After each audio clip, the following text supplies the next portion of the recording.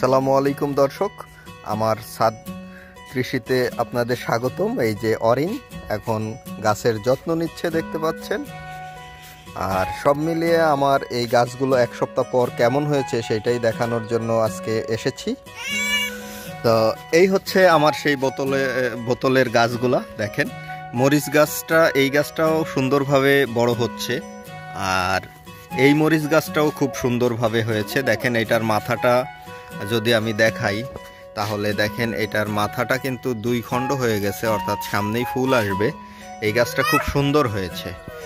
আর যদি বেগুন গাছের কথা বলি তাহলে বেগুন গাছে এইখানে এই বেগুন গাছটা কিন্তু প্রায় মারা গেছিল, এটা জীবিত হয়ে গেছে। এই গাছটাই মোটামুটি একটা ভালো একটা অবস্থানে আছে, যদিও গাছটা ওইভাবে জীবিত হতে পারেনি।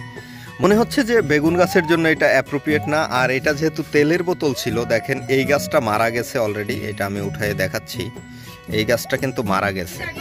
আর এই গাছটার গোড়াটা দেখলাম যে এইটা গোড়াটা পচে গেছে, যার কারণে এই গাছটা আর হওয়ার চান্স নাই। যদিও গাছটা এইদিকে শুকায়নি, মনে হচ্ছে জীবিত, কিন্তু আমি গাছটা উঠায়ে দেখলাম যে গাছটার গোড়ায় এই যে চারিদিক থেকে কালো হয়ে গেছে। তো এই কালো হওয়ার কারণে এই গাছটা মারা গেছে।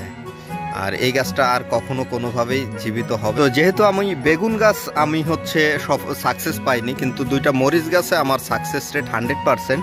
বেগুন গাছে যেহেতু দুইটা বেগুন গাছে একটা গাছ আমার মারা গেছে, তাহলে 50% ধরা যায় সাকসেস রেট। আর এইদিকে টমেটো গাছ দুইটা, এই দুইটা কিন্তু খুব সুন্দর একটা টমেটো গাছ। এই গাছটা আমি লাগানোর সময় এটাকে একটু শিকড় ছিঁড়ে গেছিল, যার কারণে এই গাছটা একটু স্লোলি বাড়তেছে। কিন্তু এই গাছটা দেখেন, এই গাছটা কিন্তু খুব সুন্দর বাড়তেছে। এই গাছটার গ্রোথটা ভালো। আর যেটা বলছিলাম যে এই গাছের কিন্তু আমি এই পর্যন্ত মাটি দিয়েছি আর নিচে সব আগাছা ঘাস টাস দিয়ে দিয়েছি।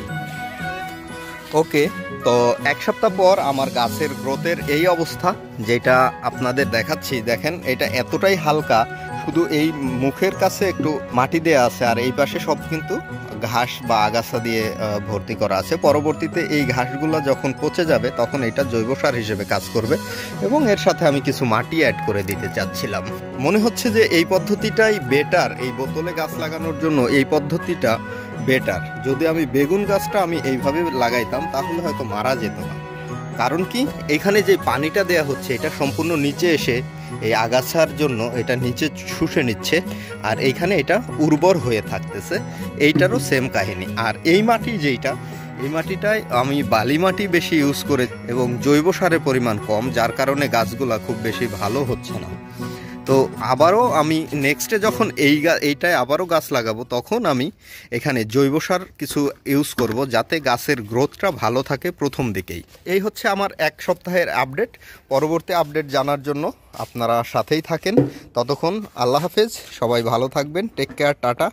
আর সবাই আমার সাথে সাথে আপনারাও বোতলে এই জিনিসটা ট্রাই করতে পারেন। সবাই ভালো থাকবেন, সুস্থ থাকবেন, টেক কেয়ার, টাটা, আল্লাহ হাফেজ।